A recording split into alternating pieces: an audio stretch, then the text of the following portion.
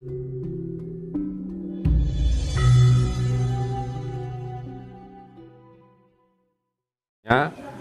orang tuanya, dan secara lebih universal orang Jawa yang mau kembali ke kearifan lokal. Kenapa kok kearifan lokal atau local wisdom? Karena local wisdom itu mengandung pelajaran dan nilai-nilai yang sudah terangkum, yang sudah rumus-rumusnya itu sudah dirangkum, dibuat dalam proses yang panjang dan lama, bisa makan waktu puluhan ratusan tahun, bahkan bisa ribuan tahun. Artinya local wisdom itu akan menjadi lebih kredibel, menjadi lebih terpercaya. Karena apa? Local wisdom itu seringkali berbicara soal kasunyatan, soal bukti. Jadi local wisdom itu di situ tidak memuat belief system atau keyakinan, tetapi di situ rangkuman ilmu kasunyatan atau ilmu fakta. Jadi orang mau percaya, mau tidak percaya, itu akan mendapatkan efeknya masing-masing. Kalau orang yang percaya, tentu saja efeknya ya akan menyaksikan manfaat dan hasilnya. Sebaliknya orang yang tidak percaya, walaupun kalah dengan fakta atau dengan bukti, ya, kalau orang sudah terlanjur besiwet atau begegek makutawaton atau tidak mau lagi menerima fakta kebenaran, ya akhirnya apa? Sebesar apapun nikmat Tuhan itu akan diingkari. Walaupun fakta sudah ada di depan mata, tetap saja akan diingkari. Nah, orang-orang seperti itulah yang akan mudah sekali celaka ketika terjadi seleksi alam atau terjadi bencana alam, dan proses adanya garu lumaku ini, ya orang-orang seperti itulah yang akan paling berisiko terkena garu dari kekuatan alam ini untuk menyeleksi. Kemudian terkait spiritual audisi, Romo, kan banyak ini beberapa permintaan dari teman-teman untuk diadakan, ya.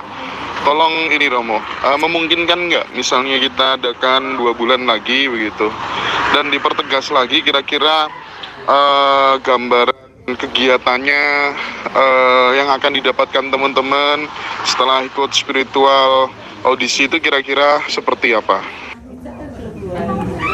Kalau untuk soal spiritual audisi, kalau kita lakukan 2 bulan ke depan, artinya antara Januari, Februari, Maret, itu kalau menurut saya pribadi itu cuaca ini masih terlalu riskan untuk kita lakukan untuk event-event seperti spiritual audisi, karena mayoritas acara itu ada di outdoor atau di ruang terbuka.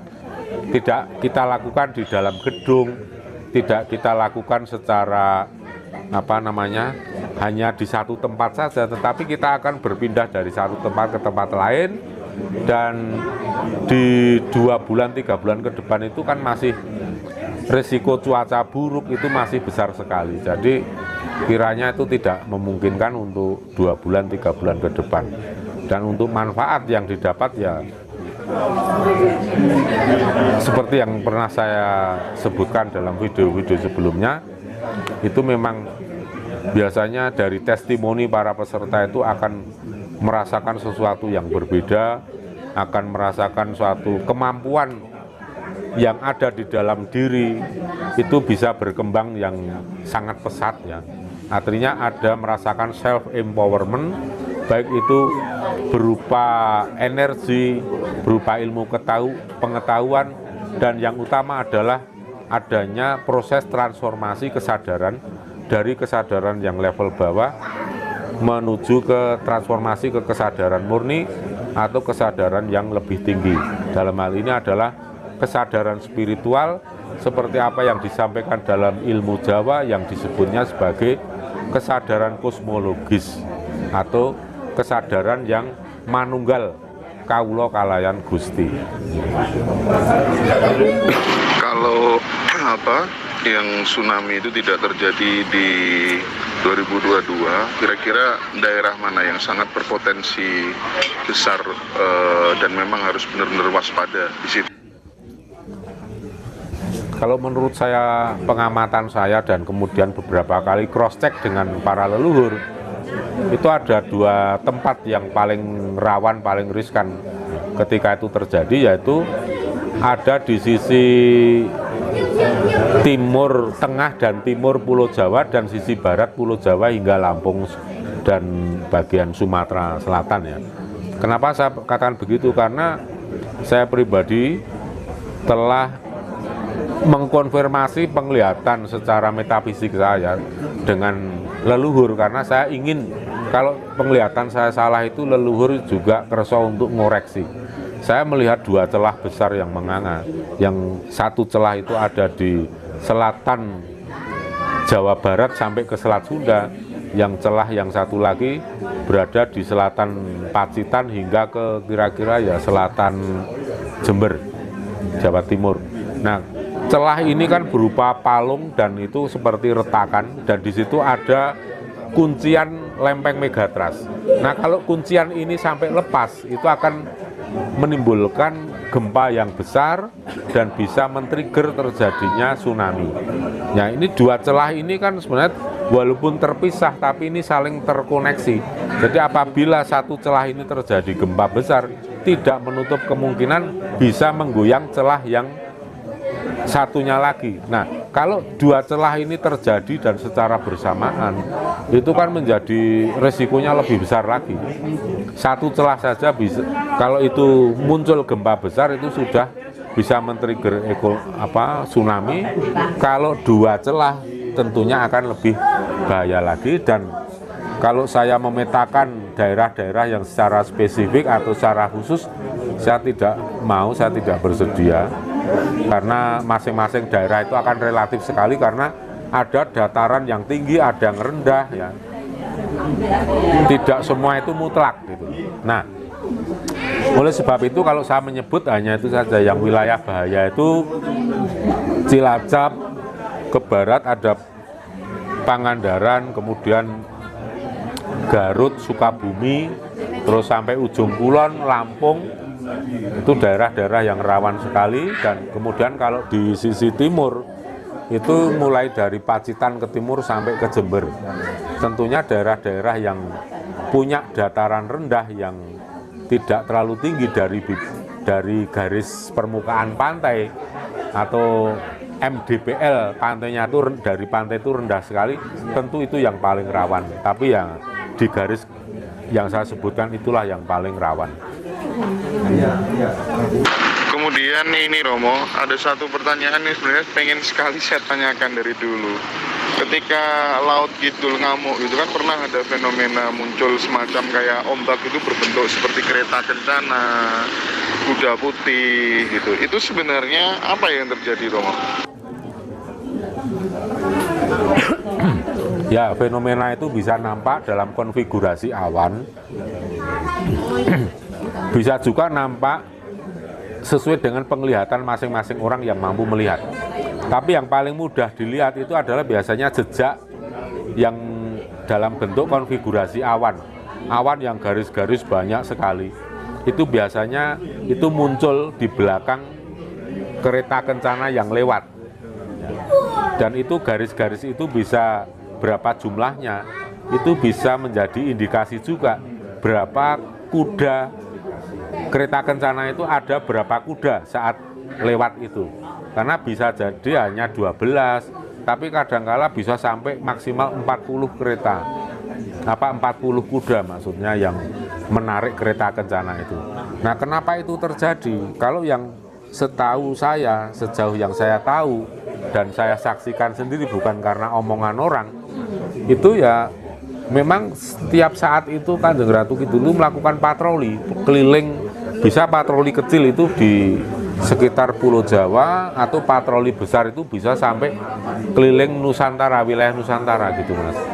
Kalau wilayah kecil misalnya hanya di wilayah seputar Jawa saja, itu patroli kecil biasanya kudanya juga nggak banyak, hanya paling sekitar 8-12 ya. Tapi kalau patrolinya itu besar keliling Nusantara bisa sampai 40 kuda. Nah, itulah yang kemudian seringkali menimbulkan fenomena awan seperti ada kuda, ada kereta kencana.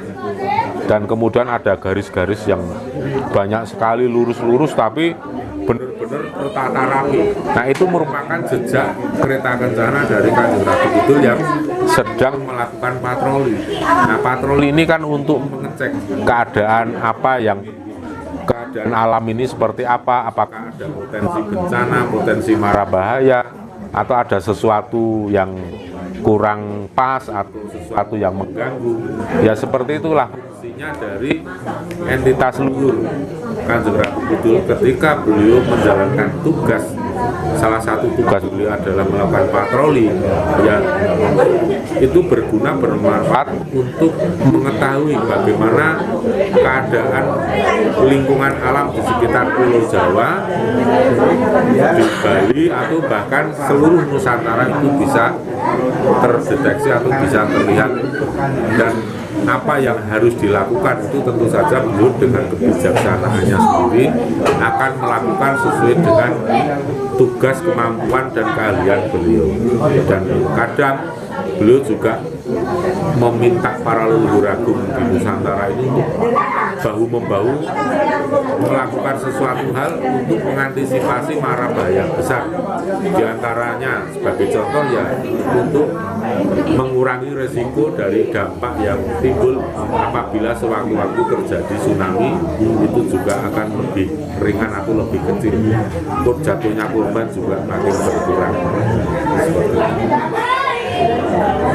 Terus kalau ada orang yang mau puasa weton, tapi ini kan cewek ya, tapi haid itu gimana, Romo? Apakah masih diperbolehkan? Puasa weton saat haid.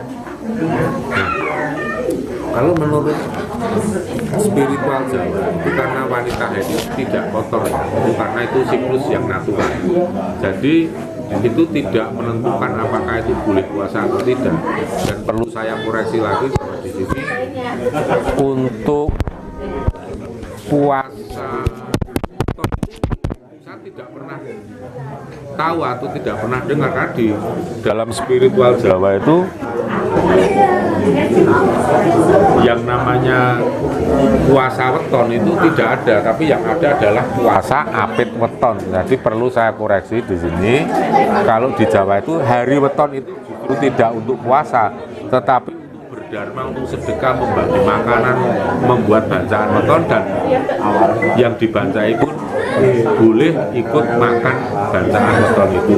Dan bacaan weton itu terutama ditujukan untuk dibagikan ke orang-orang sebagai sarana untuk bersedekah atau berdharma. Ya. Jadi intinya boleh kalau menurut saya pribadi dan menurut pengetahuan ilmu Jawa yang saya peroleh selama ini itu tidak pengaruh. Jadi kalau sedang haid atau datang bulan pun boleh melakukan puasa apit weton.